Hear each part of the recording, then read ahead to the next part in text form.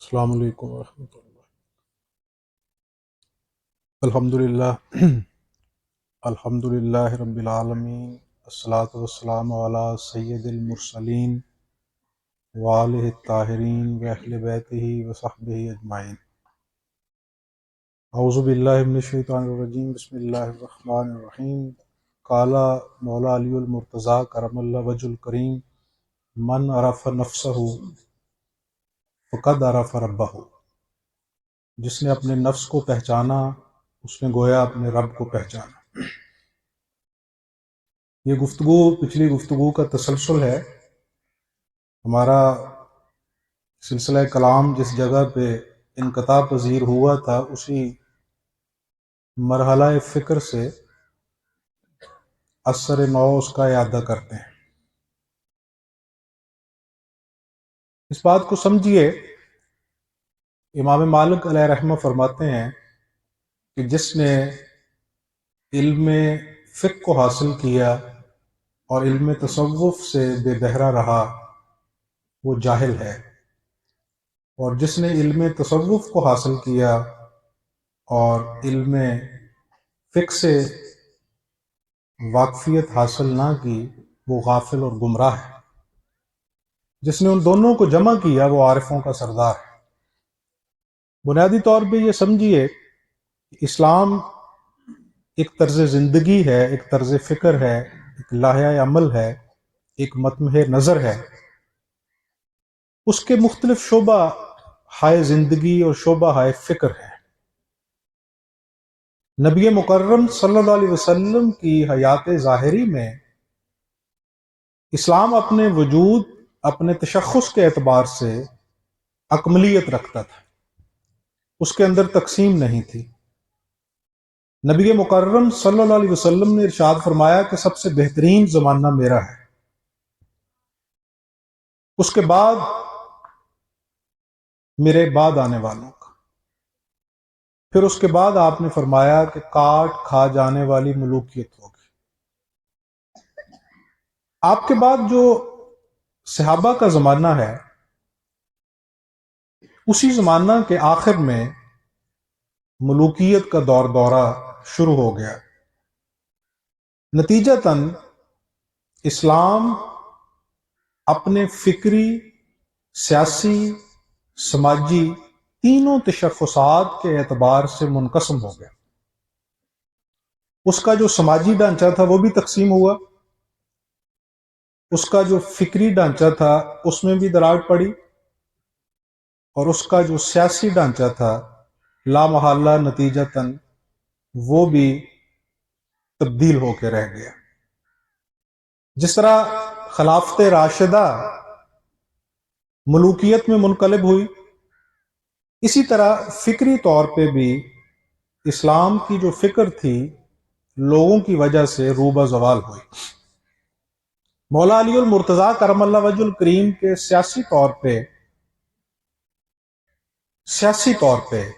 میں پھر دوہرا کے کہتا ہوں، سماجی اور سیاسی طور پہ ظاہری اعتبار سے ناکام ہونے کی بھی سب سے بڑی یہی وجہ تھی کہ نبی اکرم صلی اللہ علیہ وسلم فکری طور پہ جو ڈھانچہ عطا فرما کے گئے تھے گویا پانی پلوں کے نیچے سے گزر چکا تھا، اور مولا علی المرتضیٰ کرم اللہ وجہ الکریم معاشرے کو کھینچ کے فکری طور پہ اتباع سنت محمدیہ صلی اللہ علیہ وسلم کے تابع کرنے کے کوشاں تھے، جو کہ فکری طور پہ، سماجی طور پہ، سیاسی طور پہ اور شخصی طور پہ بالکل تبدیل ہو گیا تھا۔ اس کی متعدد وجوہات ہیں: مال دنیا کا زیادہ آنا، مملکت اسلامیہ کا پھیلاؤ۔ علی المرتضیٰ کرم اللہ وجہ الکریم فرماتے ہیں کہ کچھ چیزیں ایسی ہیں کہ جن کو ہضم کرنا یا انبیاء کا خاصہ ہے یا اولیاء کی صفات میں سے ہے۔ ان میں سے ایک چیز علم بھی ہے۔ علم بھی برداشت کرنا بہت مشکل ہے، اسی لیے آپ فرماتے ہیں کہ العلم حجاب الاکبر، علم جو ہے یہ سب سے بڑا حجاب بن جاتا ہے۔ اور علم جو ہے یہ ایسا حجاب ہے کہ اسی حجاب سے تکبر اور حسد پیدا ہوتا ہے۔ جو سب سے پہلا تکبر کیا گیا ابلیس کی صورت میں، اس کی بنیاد بھی علم ہی تھا۔ امام فخر الدین رازی علیہ رحمہ نے تفسیر کبیر کے اندر پورا ایک باب باندھا ہے جس میں وہ پورا مبحث موجود ہے کہ ابلیس کے گمراہ ہونے کی وجوہات جو ہیں ان میں سے بنیادی وجہ کیا ہے، اور انہوں نے یہ قرار دیا ہے کہ اس کی بنیادی وجہ اس کا علم ہے جو کہ اس کے لیے حجاب بنا۔ اور فرشتوں نے جو اعتراض کیا تھا خلقت انسانی کے اوپر، جب اللہ نے ارشاد فرمایا انی جائل فی الارض خلیفہ، تو سب سے پہلا اعتراض جو ملائکہ کا تھا وہ بھی علم کی بنیاد پہ تھا۔ علم ابر باران کا وہ قطرہ ہے کہ جو ظرف اور مظروف کے فرق کے ساتھ اپنی حالت تبدیل کر لیتا ہے۔ ایسا ابر باران کا قطرہ ہے کہ اگر وہ سیپ کے منہ میں جاتا ہے تو موتی میں تبدیل ہو جاتا ہے، اور وہی قطرہ اگر سانپ کے منہ میں جائے تو زہر میں منقلب ہو جاتا ہے۔ وہ چیز ایک ہی ہے۔ اصل میں علم اور لا علمی یہ لازم و ملزوم ہے۔ اگر آپ لا علم ہیں تو آپ عالم ہیں، اگر آپ کو لا علمی کا علم ہے تو آپ واقعتاً عالم ہیں۔ میں ان جملوں کو تھوڑا سا کھولتا ہوں۔ مولا علی المرتضیٰ کرم اللہ وجہ الکریم ارشاد فرماتے ہیں کہ جس کو اپنی لا علمی کا علم ہو جائے وہ عالم ہو جاتا ہے۔ جب آپ کو ہماری جو پچھلی نشست تھی اس کو جوڑ کے دیکھیں، جب آپ اپنے آئینے کا مطالعہ کرتے ہیں، جب آپ اپنی کتاب پڑھتے ہیں، آپ اپنی ورق گردانی کرتے ہیں، تو اس کے نتیجہ میں ایک سکوت کی کیفیت پیدا ہوتی ہے، اور وہ جو سکوت ہے وہ سکون کا روح رواں ہے، کیونکہ عرفان کی معراج بھی سکوت ہے، مشاہدہ کی انتہا بھی سکوت ہے۔ یہ جو کیلو کال ہے، یہ جو چین گوئی ہے، یہ مشاہدہ سے پہلے ہوتی ہے۔ مثلا جتنے بھی مبحث ہوں گے، دو لوگ آپس میں بحث کر رہے ہیں کہ اس چھت کے اوپر کبوتر ہے، ایک کہتا ہے سفید رنگ کا ہے، ایک کہتا ہے سیاہ رنگ کا ہے۔ جو ہی وہ چھت پہ چڑھیں گے اور کبوتروں کا مشاہدہ کریں گے، وہ ساری کیلو کال اور بحث و جدال ختم ہو جائے گی۔ اور افاق کے ہاں سکوت کیوں ہوتا ہے، سکون کیوں ہوتا ہے؟ کیونکہ جب آپ کو کسی بھی چیز کا مشاہدہ ہوگا، مثلا آپ ہمارا جو میڈیا ہے اس کے اوپر دیکھ لیجئے کہ جب ایک واقعہ رونما نہیں ہوا ہوتا، اس واقعے کے متعلق جو فرسٹ سورس ہیں ان سے آپ تک معلومات نہیں پہنچی ہوتی، تو تب تک اس کے اوپر لا تعد بحث کا سلسلہ شروع ہو جاتا ہے، لا مختتم، نہ ختم ہونے والا۔ اور جو ہی وہ نتائج آپ کے سامنے پوری وضاحت کے ساتھ نمودار ہوتے ہیں، وہ بالکل ختم ہو جاتے ہیں۔ تو جب آپ اپنی کتاب کا مطالعہ کرتے ہیں، جب آپ اپنی کتاب کو پڑھتے ہیں، تو وہ آپ کے سامنے ہر چیز کھل جاتی ہے اور آپ خاموش ہو جاتے ہیں۔ جب آپ کو اپنی لا علمی کا احساس ہوتا ہے تو آپ علم کے حصول کی کوشش کرتے ہیں، اور جس دن آپ کو یہ احساس پیدا ہو جائے کہ میں عالم ہوں، وہ دن آپ کی معلومات میں اضافے کا آخری دن ثابت ہوتا ہے۔ اس کے بعد پھر آپ تگ و دو نہیں کرتے۔ اچھا، یعنی علم کرتا کیا ہے؟ فقیر نے اس منزل کو بفضل تعالیٰ سمجھا ہے۔ علم جو ہے وہ آپ کی معلومات میں اضافہ نہیں کرتا۔ اگر واقعتاً آپ علم کے شناور ہیں، واقعاً آپ عالم ہیں اور واقعاً آپ طالب علم ہیں، تو علم آپ کی لا علمی میں اضافہ کرتا ہے۔ جس طرح آپ کا علم بڑھتا ہے، مولا علی المرتضیٰ کرم اللہ وجہ الکریم ارشاد فرماتے ہیں کہ اس ذات کا ادراک، اس ذات کے ادراک کو حقیقتاً ہم یہ کہیں گے کہ اس کا ادراک فی الواقع ہی اس کے ادراک سے عجز اختیار کرتا ہے۔ جس طرح آپ میں عجز بڑھتا ہے، گویا آپ نے اس کا ادراک کر لیا۔ لا علمی کا احساس علم ہے، یعنی گویا کہ میں نے جانا کچھ بھی نہیں جانا۔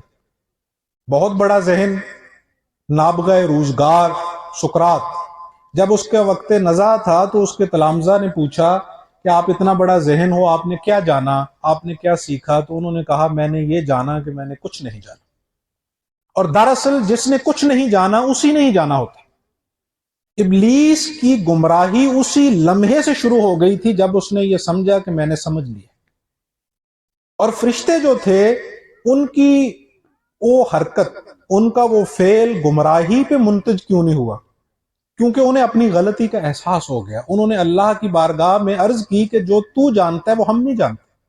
اپنی لا علمی اور اپنے عجز کا اظہار کر دیا، اور وہ معاملہ جو ہوا، لا علمی سے بھی تکبر پیدا ہوتا ہے، تکبر سے بھی لا علمی پیدا ہوتی ہے. وہ ہوا یہ کہ اس کی جو خلقت تھی، اس کے ظاہری ڈھانچے کے اوپر نظر ڈالنے کی وجہ سے ملائکہ نے کہا کہ اس کو خلق نہ کر، یہ فتنہ اور فساد کا موجب بنے گا. وہ کہاں سے انہوں نے جانا؟ وہ انہوں نے اس کی جو خلقت ہے، اس کی سرشت ظاہری ہے، اس کا جو وجود ظاہری ہے، اس کے اجزائے ترکیبی سے جانا. وہ اجزاء مٹی ہے، وہ اجزاء آگ ہے، وہ اجزاء ہوا ہے، وہ اجزاء پانی ہے. اب ان کی جو سرشت ہے، انہوں نے کہا کہ اس میں آگ بھی موجود ہے، ہوا میں تغیر موجود ہے، پانی میں طغیانی کی کیفیت موجود ہے، آگ میں جلانے کی صفت موجود ہے، اور اس سے پھر ایک غصے کی کیفیت پیدا ہوگی، اس سے پھر وحشت پیدا ہوگی، اس سے ظلم و بربریت جنم لے گی. اب فرشتے اپنی جگہ پہ ٹھیک تھے. فرشتوں نے جو اس کے ظاہر کو دیکھ کے کہا تھا، اگر یہ بھی اپنے ظاہر تک رہے، یہ اپنی کتاب نہ پڑھے، اپنے نفس کے اندر نہ جھانکے، وہ جو وَنَفَخْتُ فِيهِ مِن روحی کا جھومر اس کے ماتھے پہ سجا ہوا ہے، اس کو پلٹا کے نہ دیکھے، انی جائل فی الارض خلیفہ کے اندر جات ڈال کے نہ دیکھے، تو اس کی سرشت یہی ہے. یعنی اگر دیکھیں آپ انسانیت کی تاریخ کا مطالعہ کریں، اگر خدمت خلق، انسان کے لیے ادویات کو ایجاد کرنا، انسان کی سہولت کے لیے نئی نئی ایجادات کرنا انسان کے ماتھے کا جھومر ہے، تو ہیروشیما اور ناگا ساکی جیسے دبے بھی انسانی تاریخ کا ایک المیہ ہے. وہ بھی اسی کا ہی المیہ ہے. اگر وہ چیزیں اس کا جھومر ہیں تو یہ المیہ، یہ داغ بھی اس کے اوپر موجود ہے. فرعون، حامان، نمرود اور کربلا، یہ بھی انسانی تاریخ کے درد اور المناک سانحات ہیں. یہ بھی اسی سے وقوع پذیر ہوئے. دونوں رخ اس کے موجود ہیں. اگر اس کی طبیعت کے اوپر وہ اجزائے ترکیبی جن سے یہ بنا ہے وہ غالب آ جائیں، تو اس کے نتیجے میں کربلا جیسے سانحات وقوع پذیر ہوتے ہیں. اور اگر ان اجزائے ترکیبی کے اوپر مقام آدم غالب آ جائے، تو پھر یہ معراج کبریٰ پہ پہنچتا ہے، پھر معراج وقوع پذیر ہوتی ہے. وہ معراج کے جو عالم بشریت سے بھی بالا ہے، عالم نورانیت سے بھی افضل ہے. وہ معراج کہ جو ایسا سفر کرواتی ہے کہ جس میں عالم بشریت بھی نیچے رہ جاتا ہے اور عالم نورانیت بھی سرنگوں کھڑا ہوتا ہے، محو حیرت ہوتا ہے. دونوں سے یہ اوپر گزر جاتا ہے. بس اس کتاب کو دریافت کرنے کی ضرورت ہے. لیکن اس کتاب کو دریافت کرنے کے لیے ہمیں اس اجزائے ترکیبی کے پنجرے سے آزاد ہونے کی ضرورت ہے. اب ہم اس پنجرے سے آزاد کیسے ہوں گے؟ اس کو سمجھنا ہے. من عرف نفسہ فقد عرف ربہ، جس نے اپنے نفس کو جانا، جس نے اپنے نفس کو پہچانا، اس نے گویا اپنے رب کو پہچانا. کیونکہ نفس جو ہے وہ اللہ کی تجلیات کا آئینہ ہے. اب وہ نفس ایک ہی ہے، جس طرح شیشہ ایک ہی ہے، غلیظ شیشہ، گدلا ہوا شیشہ، دھندلا ہوا شیشہ اور شفاف شیشہ. اسی طرح نفس کی کیفیات ہیں، وہی نفس ہے. اگر وہ نفس طبعی ہوگا تو نفس ہوگا. جب وہی نفس طبیات کے دائرہ میں زیر بحث آئے گا تو پھر وہ نفس نہیں ہوگا، پھر وہ نفس ہوگا. نفس اور نفس میں بنیادی فرق یہی ہے کہ جو آپ کا سانس چل رہا ہے یہ نفس ہے، اور جب آپ کی ذات زیر بحث آئے گی تو وہ نفس ہے. کلو نفس ذائقۃ الموت. ہر نفس نے بس نفس ہی ٹھہرتا ہے فانی، سوئے جنید یہ مر گیا تو خطرہ و خوف اجل گیا. یعنی قرآن بھی یہ کہتا ہے کہ نفس نے موت کا ذائقہ چکھنا ہے. کلو ذات ذائقۃ الموت نہیں کہا کہ ہر ذات نے موت کا ذائقہ چکھنا. تیری ذات نے موت کا ذائقہ نہیں چکھنا، تیرے نفس نے موت کا ذائقہ چکھنا. اور کس نفس نے چکھنا ہے؟ اگر اس سے مراد مطلق نفس ہے تو پھر عالم ارواح کیا ہے؟ اگر اس سے مراد مطلق نفس ہے تو عالم برزخ کیا ہے؟ اگر اس سے مراد مطلق نفس ہے تو قیامت کیا ہے؟ اگر اس سے مراد مطلق نفس ہے تو روز محشر کیا ہے؟ اگر مطلقاً نفس مراد ہے کہ تیری ذات فنا ہو جائے گی، تیری ذات معدوم ہو جائے گی، تیری ذات مفقود ہو جائے گی، تو جزا و سزا کس پہ ہے؟ تو پھر موت کسے ہے؟ موت کیا ہے؟ موت سے مراد تبدیلی ہے، موت سے مراد محب اور محبوب کی ملاقات ہے، موت اس کے لیے ایک مرحلہ ہے، موت کو سمجھے ہے تو اختتام زندگی، یہ ہے شام زندگی، صبح دوام زندگی، یعنی تو اس کو اختتام سمجھتا ہے، یہ اختتام نہیں ہے، یہ اس دوامی زندگی کی ابتدا ہے، اس کے لیے ایک مرحلہ ہے، جس طرح ایک مرحلہ فکر ہوتا ہے، یہ ایک مرحلہ زندگی ہے۔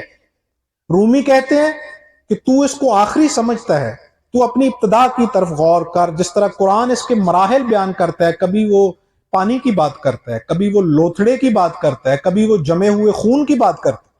رومی کہتے ہیں کہ تو غور کر، نباتات کی کیفیت سے تو گزرا ہے، جمادات کی کیفیت سے تو گزرا ہے، حیوانات کی کیفیت سے تو گزرا ہے، اب جس کیفیت سے گزر رہا ہے اس کو تو اپنا آخری مرحلہ نہ سمجھ، یہ تیرا آخری مرحلہ نہیں ہے۔ کیوں؟ کلو شیئن یرجع الی اصل، ہر چیز اپنی اصل کی طرف لوٹتی، تیری اصل یہ مادی وجود نہیں ہے۔ اگر تیری اصل یہ مادی وجود ہوتا تو پھر من عرف نفسہ فقد عرف ربہ نہ ہوتا، پھر تیرا یہ مادی وجود، اس کے متعلق جو فرشتوں نے کہا تھا وہ درست کہا تھا، یہ تو کچھ بھی نہیں ہے، کثیف ہے، لیکن کثافت کے بغیر لطافت جلوہ پیدا نہیں کر سکتی۔ چمن زنگار ہے آئینہ باد بہاری کا، یہ لطافت جو ہے یہ کثافت کے بغیر جلوہ نہیں پیدا کر سکتی۔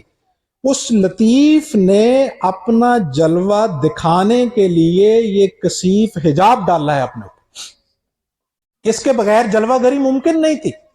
اب جس کی نظر ہوئی اس کے ظاہر کے اوپر، اس کے لیے اس کا ظاہر حجاب بن گیا، اور جب اس کی نظر پڑی اس کے باطن کے اوپر تو پھر وہ سرب سجود ہو گیا۔ وہ دراصل جس کو سجدہ کیا گیا تھا وہ اس کا ظاہر نہیں تھا، وہ نور ازلی تھا، وَنَفَخْتُ فِيهِ مِن روحی وَنَفَخْتُ فِيهِ، اور اس نے اپنی روح پھونکی، یا کم از کم یہ بھی ترجمہ اس کا مباح ہے کہ اس نے اپنی طرف کی روح پھونکی، لیکن پھر وہی دقت آ جائے گی، اپنی طرف کی روح پھونکی، اگر اس کا یہ ترجمہ نہ کیا جائے کہ اس نے اپنی روح پھونکی تو پھر سوال یہ ہے کہ کائنات کی ہر چیز میں روح موجود ہے تو وہ کس کی طرف کی روح ہے؟ اگر یہ کہا جائے کہ اس نے اپنی طرف کی روح پھونکی تو واللہ غالب علی، ہر چیز کے اوپر امر تو اسی ذات کا جاری و ساری، متصرف فی الامور حقیقی تو وہی مالک کل ہے، ہر روح اسی کی طرف کی ہے۔ یہاں تخصیص کرنی پڑے گی ترجمے میں کہ یہ ترجمہ درست نہیں ہے کہ اس کی طرف کی روح نہیں، وَنَفَخْتُ فِيهِ مِن روحی، اس کی روح، اس کی تجلی، اس کی جلوہ گری، وہ ہے اصل مصداق و سجدے کی۔ اللہ کے علاوہ تو کسی کو سجدہ جائز نہیں، کسی کے لیے سجدہ مباح نہیں، صرف اللہ کو سجدہ ہے۔ تو ملائکہ نے کس کو سجدہ کیا تھا؟ ملائکہ نے جو سجدہ کیا تھا وہ بھی اللہ کو کیا تھا، بس درمیان میں اس آئینے کا حجاب تھا، جس طرح ہم سورج کے سامنے ایک آئینہ رکھ دیں اور اس سورج سے پھر اس آئینے سے سورج کی روشنی منعکس ہو کے پڑے گی، اور اگر وہ آتشی شیشہ ہو تو وہ روشنی کی کرنیں اور ان کی شدت بدرجہ اتم بڑھ بھی جاتی ہے۔ کبھی ایسا نہ کر لیجئے گا کہ ان کو رکھ کے آگے کھڑے ہوں تو آپ کی آنکھوں کی بینائی بھی جا سکتی، اسی لیے تو رومی نے کہا ہے، میں اس کی تفہیم کرتا ہوں، وہ یہ فرماتے ہیں کہ ہر جنگل میں شیر نہیں ہوتا، لیکن جنگل شیروں سے خالی بھی نہیں ہوتا، اسی لیے انہوں نے کہا ہے کہ جب کوئی شخص فنا فی اللہ کے مقام پہ ہو تو پھر اس کی گدڑی کو چھیڑنے کی کوشش نہ کرنا، پھر وہاں پہ استہزاء نہ اٹھانا۔ اس کی وجہ یہ ہے کہ وہ لوہے کی صفات وہاں پہ معدوم ہو چکی ہیں، آگ کی صفات وہاں سرایت کر چکی، پھر اگر تم ہاتھ لگاؤ گے تو تمہارا پالا لوہے سے نہیں پڑے گا، تمہارا پالا پھر آگ سے پڑے گا۔ تو وہ جو حجاب ہے اس حجاب کو اٹھائیں گے، دیکھیے ہم نے ایک منظر دیکھنا ہے، اس منظر کو دیکھنے کے لیے بھی ہمیں حجاب اٹھانا پڑتا ہے، ہمیں تردد کرنا پڑتا ہے۔ اب اگر تو چاہتا ہے کہ تو جمال الہی کی جلوہ گری دیکھے، اپنی کتاب کو پڑھے، تو اس کے لیے تمہیں حجاب اٹھانا پڑے گا، اس پنجرے سے باہر نکلنا پڑے گا، موتو قبلہ انت موتو کے مرحلے سے گزرنا پڑے گا، موت ارادی کے مرحلے سے گزرنا پڑے گا۔ تیرے ارادے کی جب تک موت نہیں ہوگی، تجھے ادخلو فی السلم کافہ کا مقام حاصل نہیں ہوگا، جو قرآن نے کہا ہے نا کہ ادخلو فی السلم کا، دین کے اندر پورے کے پورے داخل ہو جاؤ۔ اور جب لہر پوری طرح داخل ہو جاتی ہے، سر خم کر دیتی ہے، تو اس کے بعد پھر اسے لہر نہیں کہا جاتا، پھر اس کو وہ مقام عطا ہوتا ہے جس کے متعلق امام بخاری وہ روایت لائے ہیں کہ نبی مکرم صلی اللہ علیہ وسلم ارشاد فرماتے ہیں کہ بندہ مومن جب قرب نوافل کے ذریعے میرے قریب ہوتا ہے، اللہ کہتے ہیں میرے قریب ہوتا ہے، یہ نہیں کہا کہ بندہ مومن قرب نوافل کے ذریعے جب اس مقام پہ پہنچتا ہے تو اللہ اس کے قریب ہوتا ہے، وہ قریب نہیں ہے، وہ اقرب ہے۔ اور شدت قرب نے ایک وہمی قسم کا بودھ پیدا کر دیا ہے۔ میں اس جملے کو ذرا دوہرا دیتا ہوں، شدت قرب نے ایک وہمی قسم کا بودھ پیدا کر دیا ہے، بودھ ہے نہیں۔ جو چیز اتنی قریب ہو کہ اس سے زیادہ آپ کی سانس بھی قریب نہ ہو، وَنَحْنُ أَقْرَبُ إِلَيْهِ مِنْ حَبْلِ الْوَرِيدِ، اس کو دیکھا نہیں جا سکتا۔ دیکھنے کے لیے بودھ کا ہونا ضروری ہے، دیکھنے کے لیے فاصلے کا ہونا ضروری ہے۔ آپ اخبار کا ایک پرچہ اٹھائیے، اس کو اٹھا کے تھوڑا سا فاصلہ دیجئے اور اس کا مطالعہ کیجئے، اس کے بعد اسی پرچے کو اٹھا کے اپنی آنکھوں پہ رکھ لیں، آپ کو کچھ بھی نظر نہیں آئے گا سوا اندھیرے کے۔ اب وہ اندھیرا کیوں پیدا ہوا ہے؟ دیکھیے صوفیاء نے اسی لیے تو فرمایا ہے کہ ایک حجاب بودھ کی وجہ سے ہوتا ہے، ایک حجاب قرب کی وجہ سے ہوتا ہے، ایک اندھیرا جہالت کی وجہ سے ہوتا ہے، ایک اندھیرا عرفان کی وجہ سے ہوتا ہے۔ کیونکہ جب عارف اس مقام پہ پہنچتا ہے تو وہ مشاہدہ کر ہی نہیں سکتا، کیونکہ مشاہدہ وہاں کون کرے گا؟ سمجھیے، مولانا جلال الدین رومی علیہ رحمہ فرماتے ہیں کہ مچھر سیدنا سلیمان علیہ السلام کی خدمت میں حاضر ہوا، شکوہ لے کے۔ اس نے وہاں اپنا کیس دائر کیا ان کی عدالت میں، اور اس نے کہا کہ حضرت مجھے ہوا بہت تنگ کرتی، ہوا جو ہے جب آتی ہے تو مجھے اڑنے پہ، وہاں جگہ چھوڑنے پہ مجبور کر دیتی۔ یہ اب رومی کا استدلال ہے۔ صوفی جو ہے وہ کثیف پیرائے میں لطافت بیان کرتا ہے، جس طرح کہ سورہ بقرہ میں اللہ ارشاد فرماتے ہیں کہ اللہ کے لیے یہ بعید نہیں کہ وہ مچھر کے پر کی مثال دے، مچھر کے پر کی مثال دے کے بھی وہ بات سمجھا سکتے۔ یہی وجہ ہے کہ جنت کے نعائم بیان کرتے ہوئے اللہ آخر پہ ضرور یہ ارشاد فرماتے ہیں کہ عقل والوں کے لیے اس میں نشانی ہے۔ اس کی تشریح اور اس کی تفہیم میں اس وقت میں نہیں جاؤں گا، صرف اشارہ کرتے ہوئے گزروں گا۔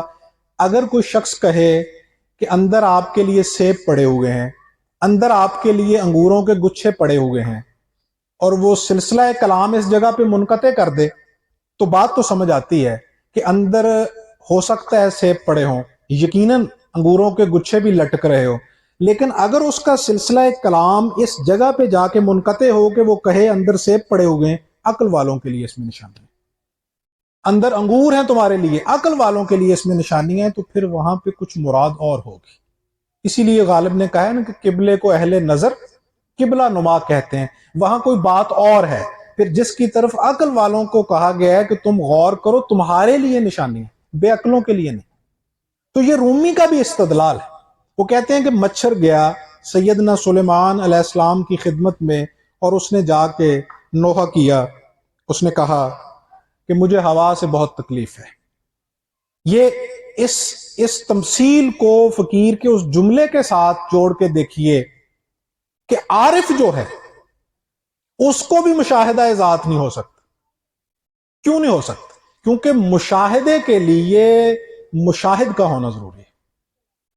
مشاہد کا ہونا ضروری ہے، اور جب اس ذات کا مشاہدہ ہوتا ہے تو وہاں پہ مشاہد ہوتا نہیں۔ جب تک مشاہد ہوتا ہے تب تک مشاہدہ نہیں ہوتا، جب تک یہ رہتا ہے تب تک مشاہدہ نہیں ہوتا، جب مشاہدہ ہوتا ہے تب یہ نہیں رہتا۔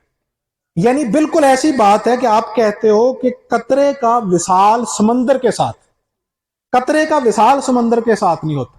جب تک قطرہ ہوتا ہے وصال نہیں ہوتا، جب وصال ہوتا ہے پھر قطرہ نہیں رہتا۔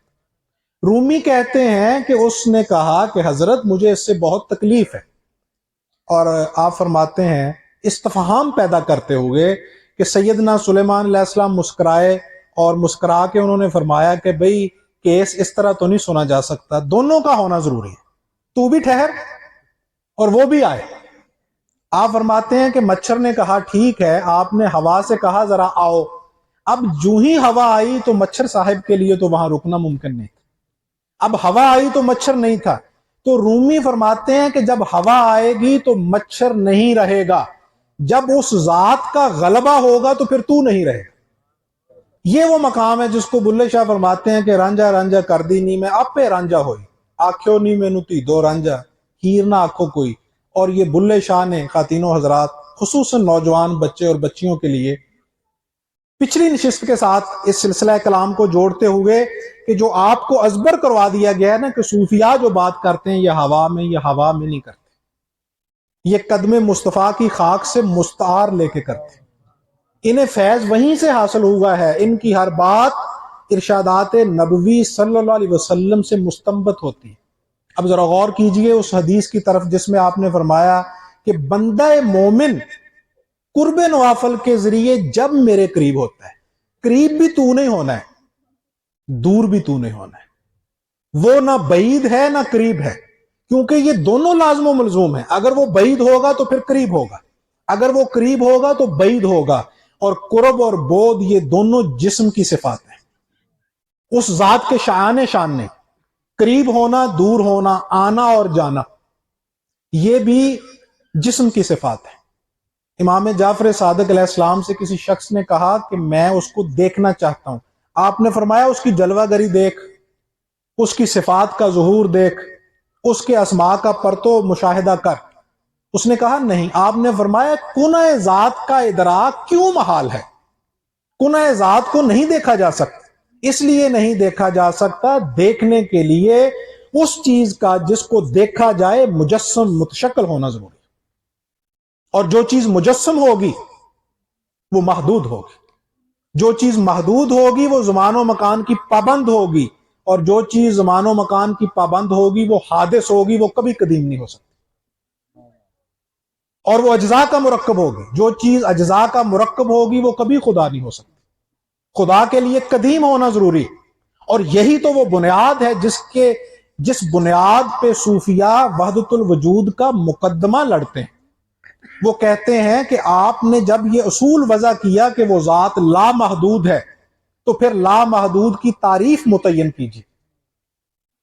اب آپ کہتے ہیں کہ وہ لامحدود ہے، ہم محدود ہیں، منطق اور علم الکلام اس پہ سوائے نوحہ کے کچھ نہیں کر سکتے۔ آپ کو یہ بھی معلوم نہیں کہ آپ جو مقدمہ پیش کر رہے ہیں اس کے اصول و مبادیات پہ آپ کا جملہ پورا بھی اترتا ہے۔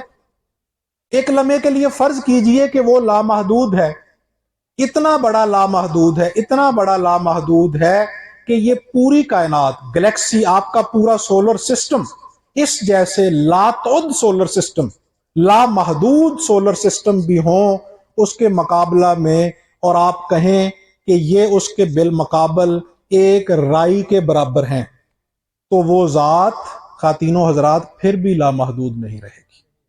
کیوں نہیں رہے گی؟ کیونکہ جس جگہ سے اس رائی کے دانے کا جسم شروع ہوگا وہ اس کے جسم کا اختتام ہوگا، پھر وہ کیا ہوگا؟ پھر وہ محدود اکبر ہوگا، یہ محدود اصغر ہوگا۔ یا تو آپ یہ کہنا چھوڑ دیجئے کہ وہ ذات لامحدود ہے، اور یا پھر صوفیاء کے اس تصور کو قبول کر لیجئے کہ یا تو ہے یا پھر وہ ہے۔ سید نذیر نیازی کہتے ہیں کہ میں نے اقبال سے ان کے آخری زمانہ میں پوچھا جب وہ بیمار تھے کہ انسان کیا ہے، تو اقبال مسکرائے، آہ لی، اور کہنے لگے یہ ہے نہیں ہونے کی کوشش میں لگا ہوا ہے۔ یہی وہ بات ہے جو صوفی کرتا ہے من عرف نفسہ فقد عرف ربہ، اگر وہ لامحدود ہے تو پھر تیری گنجائش کہاں ہے؟ اس پہ تو غور کر۔ اور اسی پہ جس نے غور کیا اس نے کہا کہ جب تک مشاہد ہے اس وقت تک مشاہدہ نہیں ہوتا۔ یہ جو لوگ تصوف کو کتابی سمجھتے ہیں، تصوف کو چلا کشی سمجھتے ہیں، تصوف کو کرامت سمجھتے ہیں، ان کو کبھی بھی حاصل نہیں ہوتی، کیونکہ جب تک آپ کو یہ خواہش ہو کہ مجھے کرامت کا حصول ہو جائے تب تک آپ کو کرامت حاصل نہیں ہوتی۔ جب تک آپ کو خواہش ہو کہ آپ صاحب مقام ہو جائیں تب تک آپ صاحب مقام نہیں ہوتے۔ وہاں ایک ہی خواہش ہوتی ہے کہ کوئی خواہش نہیں ہوتی، اس کے علاوہ وہاں کوئی خواہش نہیں ہوتی۔ جب تک کوئی بھی خواہش ہوتی ہے تب تک یہ موجود ہوتا ہے۔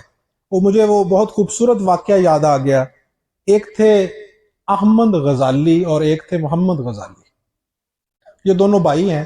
ان میں سے امام محمد غزالی جو ہیں وہ کافی معروف ہیں، وہ متکلم بھی ہیں، وہ فلسفی بھی ہیں، وہ فقیہ بھی ہیں، اور بالآخر وہ صوفی بھی ہوئے۔ یہ ان کے اوائل کا زمانہ تھا۔ ان کے جو بھائی تھے احمد غزالی، ان کے اوپر مجذوبیت کا غلبہ تھا۔ ولایت جو ہے یہ ایمان کا ایک مرتبہ ہے۔ مسلم اور مومن کا جو فرق ہے پہلے اس کو سمجھ لیجیے۔ اسلام جو قانون دیتا ہے، اسلام جو مطمع نظر دیتا ہے، اسلام جو فکر دیتا ہے، اس کو مان لینے کا نام اسلام ہے، اور اس کو اپنے وجود پہ نافذ کر لینے کا نام ایمان ہے۔ مسلم اسے کہتے ہیں جو اس کو مان لے، اور مومن اسے کہتے ہیں جو اس کو اپنے وجود پہ نافذ کر لے، اور ولی اسے کہتے ہیں جو اس کا مشاہدہ کر لے۔ علم معلومات کو کہتے ہیں۔ عشق اور علم ان کے درمیان میں ٹھنتی کیوں رہتی ہے؟ عقل اور عشق ان کے درمیان میں ٹھنتی کیوں رہتی ہے؟ عقل کسے کہتے ہیں؟ عقل کہتے ہیں جاننے کو، اور عشق کہتے ہیں پہچاننے کو۔ عقل کہتے ہیں تحفظ ذات کو، اور عشق کسے کہتے ہیں؟ اپنی ذات سے اٹھ جانے کو اور محبوب کے قدموں پہ اپنے آپ کو نچھاور کرنے۔ عقل کے قدم جو ہیں ان سے کبھی بھی منزل کیوں نہیں ملتی؟ اور عشق کے پروں سے جب آپ محو پرواز ہوتے ہیں تو منزل آپ کے قدم کیوں چومتی؟ اس کی کیا وجہ ہے؟ رومی کہتے ہیں کہ عقل جو ہے وہ چونکہ اپنے قدموں پہ چل کے جانا چاہتی ہے، اس لیے وہ کبھی منزل سے ہمکنار نہیں ہوتی، اور عشق کے تو قدم ہوتے ہی نہیں، وہ محبوب کے قدموں پہ اپنی ذات کو نچھاور کر دیتے۔ العشق نارن یحرے کو ما سوا محبوب، اسی لیے تو وہ کہتے ہیں کہ ایک کیڑی تھی، اسے خیال آیا کہ میں دیدار کروں روضہ رسول کا، حرمین کی زیارت کروں، اور فوراً خیال آیا اپنی بے بذاتی کا، اپنی استعداد کا، اپنی کم مائگی کا، کہ میری استعداد تو اتنی کم ہے کہ راستے میں دریا ہیں، راستے میں پہاڑ ہیں، راستے میں وادیاں ہیں، میں کیسے پہنچ سکتی ہوں؟ اب رومی کا استدلال دیکھیے کہ رومی کہتے ہیں کہ اسے کوئی عارف ملا۔ رومی کے ہر استدلال کے آخر میں ایک عارف ہوتا ہے جو اسے تنبیہ کرتا ہے، جو اس کو درست راستے پہ ڈالتا ہے۔ عارف ملا اور اس نے کہا کہ یہاں حرمین کا ایک کبوتر آتا ہے، جب وہ آئے دانا چننے کے لیے، اپنی خوراک کی تلاش کے لیے، تو جا کے اس کے پاؤں کے ساتھ چمٹ جانا، اس طرح کے اپنے ہونے کا احساس نہ دلانا، اسے تکلیف نہ ہو۔ یعنی پھر بھی العشق نارن یحرے کو ما سوا محبوب، العشق نارن یحرے کو ما سوا اللہ، اپنے آپ کو سرنڈر کر دینا، اس کے قدموں کے ساتھ جڑ جانا۔ اور جب تو جڑ جائے گا اور وہ حرمین کا کبوتر محو پرواز ہوگا تو ہر چیز نیچے دری کی دری رہ جائے گی، وہ راستے میں کوئی بھی چیز حجاب نہیں بنے گی۔ یہ وجہ ہے بے خطر کود پڑا آتش نمرود میں عشق، عقل ہے محو تماشائے لبے بام ابھی۔ اس کی یہی وجہ ہے کہ عشق بے خطر اس لیے کود پڑتا ہے کہ عشق کی نظر معشوق پہ ہوتی ہے، اور عقل کی نظر اپنی ذات پہ ہوتی، وہ تحفظ ذات فراہم کرتی ہے۔ عقل کا تو مقدمہ ہی یہ ہے۔ تو عشق جو ہے بنیادی طور پہ یہ آپ کو تب حاصل ہوتا ہے کہ جب عاشق نہ رہے۔ اگر یہ کہا جائے کہ عاشق بھی رہے اور معشوق بھی رہے تو پھر عشق نہیں ہوتا۔ اسی لیے تو جامی نے کہا ہے کہ محبوب کا ذکر اس لیے میں قلم بند نہیں کرتا کہ مبادہ میرے اور محبوب کے درمیان میں کاغذ اور قلم حجاب نہ بن جائے۔ میں مناسب نہیں سمجھتا کہ محبوب کے تذکرے کو قلم بند کروں کاغذ کے اوپر، کیونکہ میرے اور محبوب کے درمیان میں تو ایک رائی بھی کوہتور کے برابر، پہاڑ کے برابر ہے، وہ بھی درمیان میں نہیں آنی چاہیے۔ تو اگر وہ لامحدود ہے تو پھر اس کو سرنڈر کرنا پڑے گا، اور اس سرنڈر کے لیے اس پنجرے سے نکلنا پڑے گا، پنجرے سے نکلے گا، قطرہ پنجرے سے نکلے گا تو اس کو سمندر کا وصال حاصل ہوگا۔ وہ پنجرہ کون سا ہے؟ وہ حباب کا پنجرہ ہے، وہ قطرے کا پنجرہ ہے، وہ اس کے ہونے کا پنجرہ ہے، وہی اس کا ہونا، جو جس کو یہ ہونا سمجھتا ہے اسی کو ہی نہ ہونا کہتے ہیں، اور جس کو یہ نہ ہونا سمجھتا ہے اسے ہی ہونا کہتے ہیں۔ مولانا جلال الدین رومی فرماتے ہیں، بہت خوبصورت استدلال ہے آپ کا، آپ فرماتے ہیں کہ ایک طوطا تھا، اس کو کسی نے قید کیا ہوا تھا، اس نے بہت کوشش کی آزاد ہونے کی، لیکن اس کو کوئی راستہ نظر نہ آیا۔ بالآخر اس کے مالک نے اسے بتایا کہ میں تیرے وطن جا رہا ہوں۔ یہ رومی کا ہر استنباط، رومی کا ہر استدلال کلو شیئن یرجو الاس، اس کے آبائی وطن کی طرف لوٹتا ہے۔ کلو شیئن یرجو الاس، ہر چیز اپنی اصل کی طرف لوٹتی۔ وہ کہتے ہیں کہ تیرا یہ وطن نہیں ہے، تیری یہ اصل نہیں ہے، تیری اصل اور ہے۔ مثلا وہ کہتے ہیں کہ بانسری کی آواز سن، یہ جو بانسری کی آواز ہے، یہ جو اس کے اندر سے فراق، اس کے اندر سے ہیجان کی کیفیت، اس کے اندر سے اضطراب کی کیفیت، اس کے اندر سے قلت، ہجر کی کیفیت، وہ کہتے ہیں یہ کہاں سے پیدا ہو؟ یہ لکڑی کا تو وہ فرماتے ہیں خاصہ نہیں ہے، یہ دراصل پیدا ہوئی ہے اس بجانے والے سے جو بانسری بجا رہا ہے، یہ اس کی پھونک نے پیدا کی، ورنہ تو کیا اور تیری اوقات کیا، تیری استعداد کیا، مٹی کا ایک پتلا ہے۔ قرآن کہتا ہے تو اپنے مقام سے اگر گر جائے تو پھر تو جانور نہیں ہے، وہ کہتا ہے تو جانوروں سے بدتر ہے۔ اب غور کیجئے، اگر من عرف نفسہ فقد عرف ربہ کا اس کو مقام حاصل نہ ہو تو پھر قرآن یہ نہیں آپ کو کہتا، امتیاز نہیں عطا کرتا کہ آپ پھر جانور بن جاتے، نہیں، وہ کہتا ہے کہ تم پھر جانوروں سے نیچے گر جاتے۔ کیوں گرتے ہو؟ قرآن میں اللہ ارشاد فرماتے ہیں کہ اللہ نے شہد کی مکھی پہ وحی کی، اس کا مطلب یہ ہوا کہ وحی غیر شرعی، وحی کی بھی اقسام ہے، اس کو کہتے ہیں وحی فطری، وحی طبعی۔ آپ فرماتے ہیں کہ وہ اللہ نے مکھی کے اوپر بھی کی۔ اس وحی سے مراد کیا ہے؟ اس وحی سے مراد ہے کہ جو جانور ہیں ان کو جس لگے بندے قانون کے ساتھ متخلق کیا گیا ہے وہ اس دائرے سے کبھی باہر نہیں جاتے، تو جاتا ہے۔ اس لیے جب تو اپنے مقام سے گرتا ہے تو پھر تو جانور نہیں رہتا، تو جانوروں سے نیچے گر جاتا ہے۔ کبھی آپ نے دیکھا ہے کہ بطخ کے بچے کو تیرنا سکھانا پڑے؟ اس کا بچہ جو ہے اس کو اٹھتے ہی، اٹھان برتے ہی، سانس لیتے ہی تیرنا آتا ہے، اور تیرے بچے کو تیرنا کیوں نہیں آتا؟ حالانکہ تو اس سے افضل ہے۔ تجھے تیرنا سیکھنا پڑے گا۔ دراصل یہی جو ارتقاء ہے تیرے اندر، یہی جو غلطی ہے، جنید ایک عذر کافی ہے وقوعات خطائی کو کہاں تک پارسا رہتے کہ آخر ابن آدم ہے۔ یہی وہ امتیاز ہے جس نے تجھے ان سے افضل قرار دیا۔ جس چیز میں غلطی نہیں ہوتی اس میں ارتقاء نہیں ہوتا۔ میز کو جس نے بنایا ہے، جس طرح بنا دیا، یہ ویسے کا ویسا ہے، اس میں ارتقاء نہیں ہے۔ انسان میں ارتقاء ہے، یہ سیکھتا ہے، یہ غلطی کرتا ہے، اس غلطی کے اوپر متنبہ ہوتا ہے، اپنی اصلاح کرتا ہے، اور یہی چیز مقصود ہے، یہی چیز پسندیدہ ہے۔ نبی مکرم صلی اللہ علیہ وسلم نے ارشاد فرمایا کہ مومن وہ نہیں جس سے غلطی نہ ہو، مومن وہ ہے جو غلطی پہ کاربند نہ رہے، مومن وہ ہے جو غلطی کو برقرار نہ رکھے۔ یہی وہ کیفیت جو تیرے اندر پیدا ہوتی ہے، یہ عشق کی بنیاد ہے، عجز کی کیفیت۔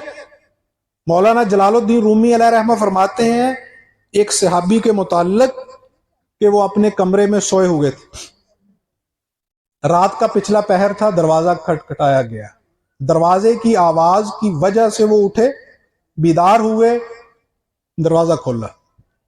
اب غور کیجئے گا رومی کے استدلال کو بھی، اور رومی کے انداز کو بھی، اور رومی کے استفہام کو بھی۔ کہ رومی نے آگے جس شکل کو، جس جسم کو اس صفت کا، اس صفت رذیلہ کا نمائندہ بنا کے کھڑا کیا ہے، اس کی شکل و صورت کیسی پینٹ کی ہے۔ وہ کہتے ہیں کہ اس صحابی نے دیکھا کہ دروازے کے باہر ایک شخصیت کھڑی ہے جو سفید لباس میں ملبوس ہے، سفید لباس میں ملبوس ہے، باریش ہے، سفید داڑھی بھی ہے، سر کے اوپر سفید امامہ بھی ہے۔ اور یہ لباس جو رومی نے بیان فرمایا ہے اس شخصیت کا، یہ اہل نورانیت کا لباس ہے۔ نبی اکرم صلی اللہ علیہ وسلم نے سفید لباس کو پسندیدہ لباس قرار دیا۔ کچھ رنگ، کچھ صفات، کیفیات اور مقامات کے آئینہ دار ہیں۔ مثلا سبز رنگ جو ہے یہ مجذوبیت کا عکاس ہے، سیاہ رنگ عرفان کا عکاس ہے۔ کیوں سیاہی؟ سیاہی اور عرفان یہ لازم و ملزوم کیوں ہے؟ فقیر کے چند ساعتیں پہلے کہے گئے جملوں کے ساتھ اس بیان کو جوڑ کے دیکھیے۔ جب آپ کو مشاہدہ کلیتاً ہوتا ہے تو اس کے نتیجہ میں سیاہی پھیل جاتی ہے۔ اپنی آنکھوں کے اوپر اخبار رکھ کے دیکھ لیجیے، اگر بودھ ہے، ایک فاصلہ ہے تو آپ پڑھ لیں گے، لیکن اگر فاصلہ ختم ہوا تو اندھیرا چھا جائے گا۔ جس کو میں نے کہا تھا کہ ایک اندھیرا جہل کا ہے، ایک اندھیرا عرفان کا ہے۔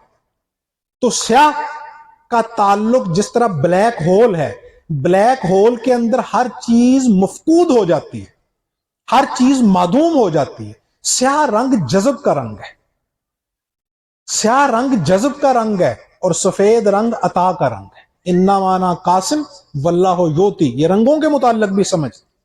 اچھا، اب وہ شخص کھڑا ہے، اس لباس میں کھڑا ہے، اس لباس میں کیوں کھڑا ہے؟ رومی کہتے ہیں کہ وہ شخص جس کی یہ ڈیوٹی لگی ہوئی ہے وہ دھوکہ اسی لباس کے ساتھ دیتا ہے جو سب سے نورانی لباس ہے۔ اسی لیے اس شخص کو ابلیس کہتے ہیں۔ ابلیس، اب ذرا غور کیجئے گا، ابلیس اور لباس، ان کے اندر کچھ مماثلت سی محسوس ہوئی آپ کو؟ ان کا روٹ آف ورڈ جو ہے، ان کا جو مادہ ہے، ان کے جو ابواب ہیں، ان میں کچھ آپ کو محسوس ہوئی ہے مماثلت؟ ابلیس اور لباس یہ ایک ہی چیز ہے نا، اس کا مادہ ایک ہے۔ ابلیس کو ابلیس کیوں کہتے ہیں؟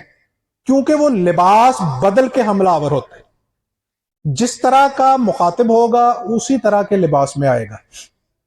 عالم کو گمراہ کرنے کے لیے علم کا لباس پہنے گا، اس کو علم کے زوم میں مبتلا کرے گا۔ عارف کے لیے عرفان کو حجاب بنا دے گا، صاحب ثروت کے لیے اس کے سٹیٹس کو حجاب بنا دے گا۔ وہ ہر ایک کے لیے لباس بدل کے آتا ہے، اسی لیے اسے ابلیس کہتے ہیں۔ شیخ المشائخ سید عبد القادر جیلانی رضی اللہ تعالیٰ عنہ ارشاد فرماتے ہیں نا کہ میرے ساتھ اس کی ملاقات ہوئی، کئی طرح آپ فرماتے ہیں میرے ساتھ اس کی بڑی دفعہ ملاقات ہوئی۔ اپنی ایک ملاقات کا احوال بیان کرتے ہوئے آپ ارشاد فرماتے ہیں کہ میں دریائے دجلہ کے کنارے چلا جا رہا تھا، بدلی نمودار ہوئی، روشنی نکلی، کرنیں پھوٹی، آواز آئی ہے عبد القادر میں تیرا رب مخاطب ہوں، جا آج میں نے تیرے اوپر ہر حرام کو حلال کر دیا۔ آپ فرماتے ہیں میں نے لاحول پڑھی، تعوذ پڑھا، اللہ کی پناہ میں آیا اور میں نے کہا کہ تو میرا رب نہیں، دور ہو جا۔ آپ فرماتے ہیں کہ یہ اس کا پہلا حملہ تھا، اس کا پہلا وار تھا، اور یہ اس کا وار تھا مجھے میرے زہد میں مبتلا کرنے کا، کہ تو بہت عبادت کرتا ہے، تو بہت عبادت گزار ہے، اور تیرے لیے میں نے یہ خصوصی طور پہ انعام و اکرام کی بارش کی ہے کہ تیرے اوپر ہر حرام کو حلال کر دی۔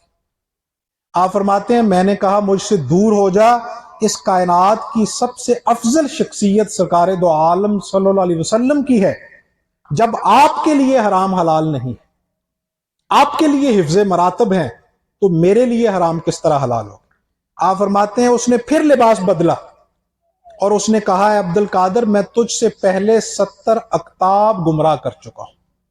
یہ اس روایت کے لفظ ہیں، غور کیجئے، 70 اقطاب، اس کا مطلب ہے وہ ولیوں کو بھی گمراہ کر دیتا ہے، وہ کتبوں کو بھی گمراہ کر دیتا ہے۔ 70 اقطاب اس روایت کے لفظ ہیں۔ لیکن اے عبد القادر تو اپنے علم کے زور پہ بچ گیا۔ شیخ فرماتے ہیں یہ اس کا آخری حملہ تھا، کیونکہ امام غزالی علیہ رحمہ فرماتے ہیں کہ جس طرح یہ کائنات جب منصہ شہود پہ آئی ہے تو کلو شیئن یرجو الی اصل، ہر چیز اپنی اصل کی طرف لوٹتی ہے۔ جو صفات سب سے پہلے وقوع پذیر ہوئی تھی، سالک کو سلوک کی منازل طے کرتے ہوئے بھی آخر میں انہی سے ہی پالا پڑتا ہے۔ سب سے پہلے کبر، حسد۔ حابیل اور قابیل کے درمیان میں کس صفت رذیلہ کا اظہار ہوا تھا؟ حسد کا۔ ابلیس نے کس صفت کا اظہار کیا تھا؟ تکبر کا، کبر کا۔ تو غزالی فرماتے ہیں کہ یہ دو صفات ایسی ہیں کہ ان کا خاتمہ بہت مشکل سے ہوتا ہے، اور فقیر کو بھی اس بات کا مشاہدہ ہے کہ میں نے اپنی زندگی میں ایک یا دو لوگوں سے زیادہ نہیں دیکھے، ہزاروں لاکھوں لوگوں سے مل چکا ہوں کہ جو حسد اور تکبر سے مبرہ ہو۔ یہ اتنی مشکل صفات رذیلہ انسان سے نکلتی ہیں۔ تو آپ فرماتے ہیں کہ اس نے کہا ہے عبد القادر تو اپنے علم کے زور پہ بچ گیا، اب یہ اس کا آخری حملہ تھا، آپ کو علم میں مبتلا کرنا، علم کے زوم میں مبتلا کرنا، یہی وہ مقام ہے جس کے متعلق مولا علی المرتضیٰ فرماتے ہیں العلم حجاب الاکبر۔ آپ فرماتے ہیں میں نے فوراً کہا کہ نہیں، دور ہو جا، میں اپنے علم کے زور پہ نہیں بلکہ اللہ کے فضل کے زور سے بچا، میرے اللہ نے مجھے بچایا ہے۔ تو ابلیس لباس بدل بدل کے حملہ آور ہوتا ہے، آپ کے اندر سے، آپ کے باہر سے، آپ کے دائیں سے، آپ کے بائیں سے۔ نبی مکرم صلی اللہ علیہ وسلم نے ارشاد فرمایا ابلیس تیرے خون میں دوڑتا ہے، تیری رگوں میں اس طرح دوڑتا ہے جس طرح خون ہے۔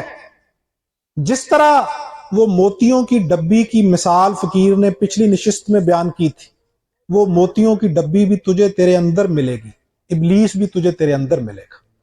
کیونکہ علی المرتضیٰ فرماتے ہیں کہ تو سمجھتا ہے کہ تو چھوٹا سا جہان ہے، نہیں، تو جہان اکبر ہے، یہ جہان اصغر ہے۔ جس طرح تیرا درد تیرے اندر ہے، تیری دعا بھی تیرے ہی اندر ہے، اس کو بھی ادھر ہی تلاش کر، اپنے نفس کا مشاہدہ کر، تجھے یہیں سے ہی ابلیس ملے گا۔ اپنے نفس کا مشاہدہ کر، تجھے شیطان بھی یہیں سے ملے گا اور تجھے رحمان بھی یہیں سے ملے گا۔ آپ فرماتے ہیں کہ اس صحابی نے کہا کہ آپ کیسے تشریف لائے؟ تو اس شخص نے کہا کہ میں تجھے جگانے کے لیے آیا ہوں کہ اٹھ کے تہجد کی نماز پڑھ۔ بہت نازک مرحلہ فکر ہے خواتین و حضرات، یہ بہت نازک مرحلہ فکر ہے۔ ہم دو سجدے کر کے ان کے زوم میں مبتلا ہو جاتے ہیں۔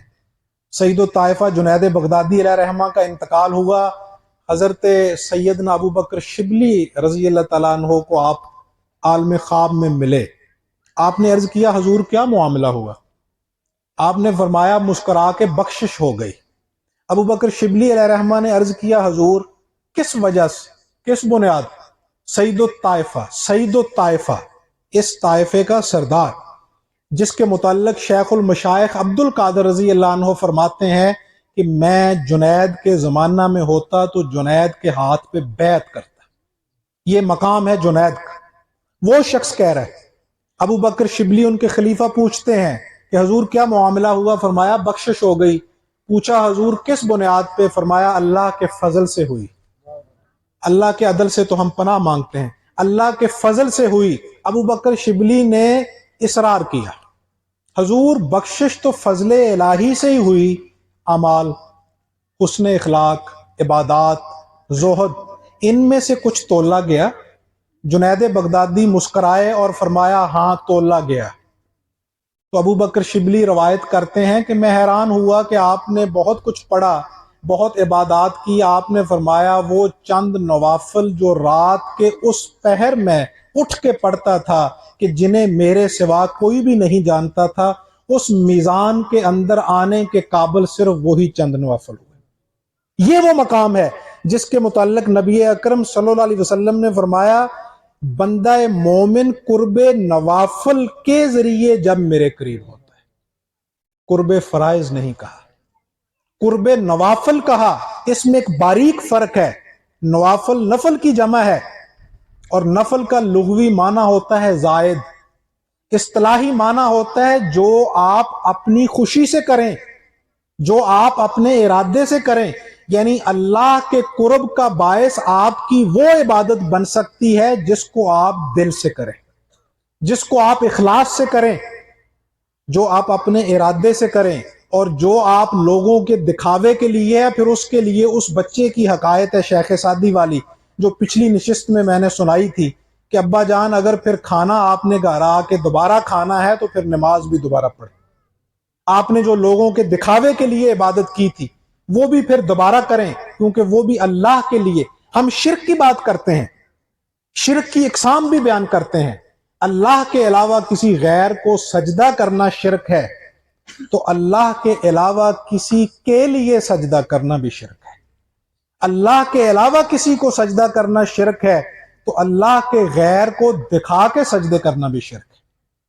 اس بات کو بھی سمجھ لیجئے کہ اللہ کے ہاں عبادت وہی قابل قبول ہے اور اسی کا نتیجہ تقرب اللہ ہے جو اللہ کی رضا کے لیے ہو۔ اسی لیے تو فرمایا کہ روزہ میرے لیے ہے، اس کی جزا میں ہوں۔ کیوں فرمایا؟ اس لیے فرمایا کہ روزہ رکھنے والا اگر اپنے اس روزے کا اظہار نہ کرے تو دوسرے کو معلوم نہیں ہوتا کہ یہ روزے سے۔ وہی اخفا، وہی مطلوب ہے، اور وہی عجز عشق کی بنیاد، وہی عشق مطلوب ہے اس راستے میں، وہی دین کی اصل ہے۔ اور ابلیس آپ کے اندر ریا پیدا کر کے، آپ کو دھوکہ دے کے، آپ کے اندر سے آپ کو اس آپ کی اصل سے دور کر دیتا ہے۔ انسان کی جو اصل ہے وہ غم ہے، خوشی جو ہے وہ تو غم سہنے کے لیے ایک وقفہ ہے جو اللہ نے رکھا ہے۔ انسان کی اصل جو ہے وہ فراق ہے۔ اور خواجہ غلام فرید کوٹ مٹھن علیہ رحمہ فرماتے ہیں کہ عارف جو ہے وہ تو اس مقام پہ فائز ہو کے بھی وصال قرب سے ہجر کو فوقیت دیتا ہے، کیونکہ ہجر میں کیا ہے؟ ہجر میں ادب ہے، متاع بے بہا ہے، درد سوزو آرزو مندی، مقام بندگی دے کر نہ لوں شان خدا بند۔ اقبال کہتے ہیں کہ یہ درد، سوز، فراق میرے لیے یہ کافی ہے۔ اگر مجھے کہا جائے کہ مقام خداوندی لے لو تو پھر بھی میں وہ لینے کے لیے تیار نہیں، میرے لیے مقام عبدیت ہی معراج ہے۔ تو خواجہ غلام فرید فرماتے ہیں کہ مقام قرب کے اوپر جا کے بھی عارف ہجر کو تقویت اور فوقیت دیتے۔ یہ جو عرفاء کے کلام میں آپ کو ہجر نظر آتا ہے، یہ بودھ کی وجہ سے نہیں ہے، یہ دوری کی وجہ سے نہیں ہے۔ عارف کا ہجر اور آپ کا اضطراب، عارف کا ہجران اور آپ کا قلق، اس میں زمین و آسمان کا فرق ہے۔ آپ کو تو وصال حاصل ہی نہیں ہوا۔ ہجر اور قلق میں کیا فرق ہوتا ہے سمجھیے؟ ہجر کب ہوتا ہے؟ قلق کب ہوتا ہے؟ اضطراب کب ہوتا ہے؟ ہجر کب ہوتا ہے؟ ہجر ملنے کے بعد ہوتا ہے، ملنے سے پہلے ہجر نہیں ہوا کرتا۔ ہجر ایک کیفیت ہے۔ ہجر کی کیفیت پیدا تب ہو سکتی ہے کہ جب وصال محبوب کے بعد وچھوڑے کی کیفیت میں آپ مبتلا ہو۔ آپ کو وصال ہی نہیں ہوا، آپ کو ہجر کی کیفیت سے آگاہی کس طرح ہو جائے گی؟ آپ تو ابھی اضطراب میں ہو، آپ تو ابھی قلق کی حالت میں ہو۔ ہجر کی دولت سے آپ مالا مال نہیں ہوئے۔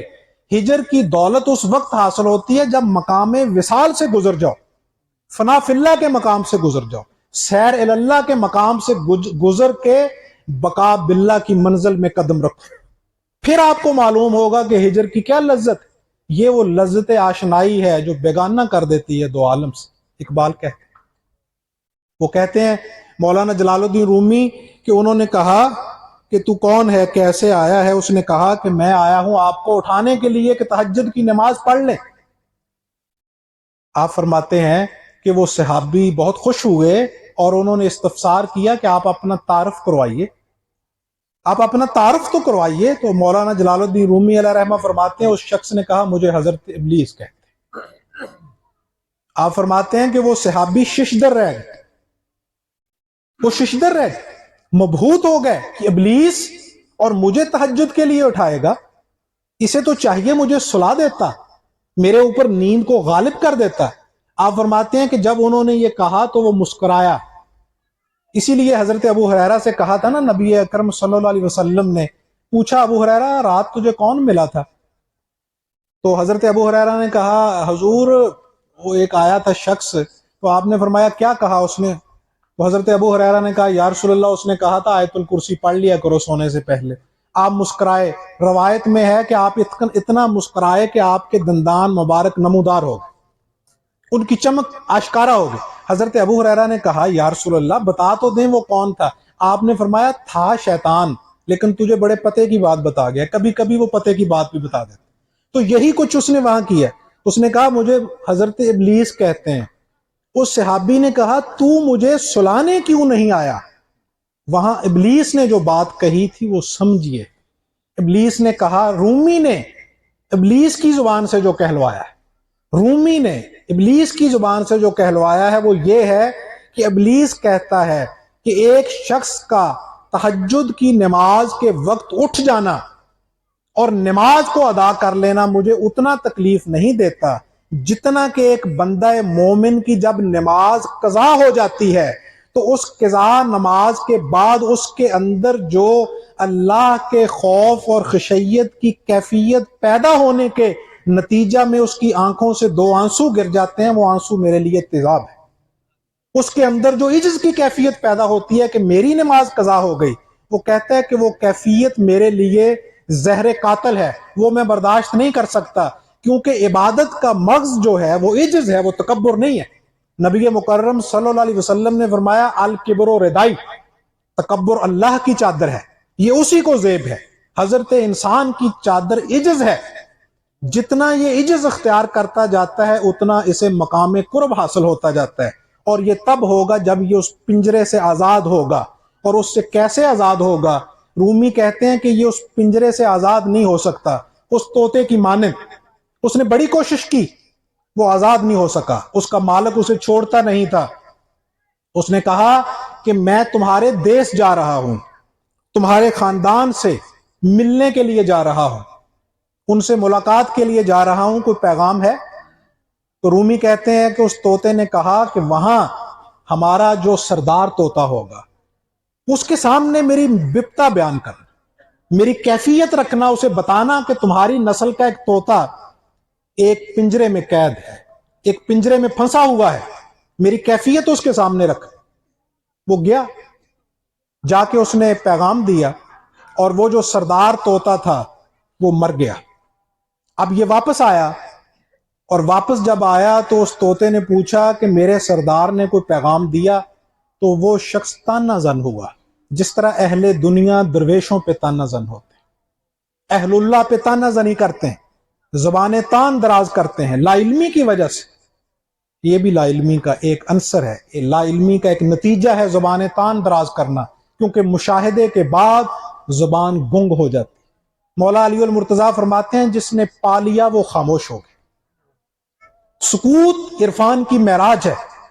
اس نے کہا کہ کچھ تو ہوا ہوگا، کوئی پیغام، کوئی کیفیت۔ اس نے کہا کچھ بھی نہیں ہوا، میں نے جا کے تیرے سردار سے کہا کہ تیری نسل کا ایک طوطا پنجرے میں قید ہے، اس نے کوئی جواب نہیں دیا اور آگے سے مر گیا۔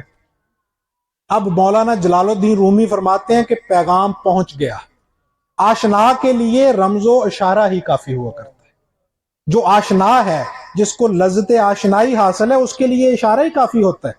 غیر کو تو بیٹھ کے بھی بات سمجھائی جائے تو اس کے پلے نہیں پڑتی۔ وہ فرماتے ہیں کہ جو ہی اسے کہا کہ تیرا سردار مر گیا، وہ طوطا بھی فوراً مر گیا۔ جو ہی وہ مرا، اس کے مالک نے اسے ٹٹولا۔ اب یہ مالک سے مراد ابلیس ہے، نفس امارہ ہے، وہ دیکھتا ہے کہ یہ میرے کسی کام کا نہیں۔ اسی لیے نبی اکرم صلی اللہ علیہ وسلم سے جب صحابہ نے پوچھا کہ یا رسول اللہ، اللہ کو تلاش کرنا ہو تو کہاں تلاش کریں؟ آپ نے فرمایا ویران قبروں میں تلاش کرو۔ یہ کون سی ہیں ویران قبریں؟ یہ ویران قبریں وہ کھنڈرات نہیں ہے قبرستان کے، یہ ویران قبروں سے مراد عشاق کا دل ہے۔ وہ عشاق کا دل ہے جس کے متعلق مولانا جلال الدین رومی فرماتے ہیں کہ جو عشاق ہے وہ ہر وقت سوزیدگی کی کیفیت میں ہوتا ہے، اور برد ہے ویران خراج و عشر نیست، آشکارا ہر نفس سوزید نیست، برد ہے ویران خراج و عشر نیست۔ وہ فرماتے ہیں کہ عاشق تو ہر لمحہ سوزیدگی کی کیفیت میں، محبوب کی یاد نے اسے ہر چیز سے ویران کر دیا ہے، اور وہ کھنڈر ہے جس کے اندر وہ آبادی ملتی ہے، جس کے متعلق آپ نے فرمایا کہ وہاں اللہ کو تلاش کرو. جب اس نے دیکھا کہ یہ طوطا مرا ہوا ہے، اس نے اسے پنجرے سے آزاد کر کے باہر پھینک دیا. جو ہی باہر پھینکا، اس نے جو وہ مکر کیا تھا حکمت کے تحت، وہ فوراً اڑا اور جا کے شاخ پہ بیٹھ گیا، اور اس نے اسے کہا کہ یہی تھا میرے اس مالک کا پیغام کہ تو جب تک مرے گا نہیں تب تک تو اس پنجرے سے آزاد نہیں ہوگا. یہ ہے من عرف نفسہ فقد عرف ربہ. اللہ توفیقات میں اضافہ فرمائے. وما علینا الا البلاغ. اب نماز مغرب ادا کریں، اس کے بعد لنگر ہے انشاءاللہ، پھر نماز عشاء کے بعد محفل سما ہوگی. خوش رہیں، خوشیاں بانٹیں. اللہ توفیقات میں اضافہ فرمائے.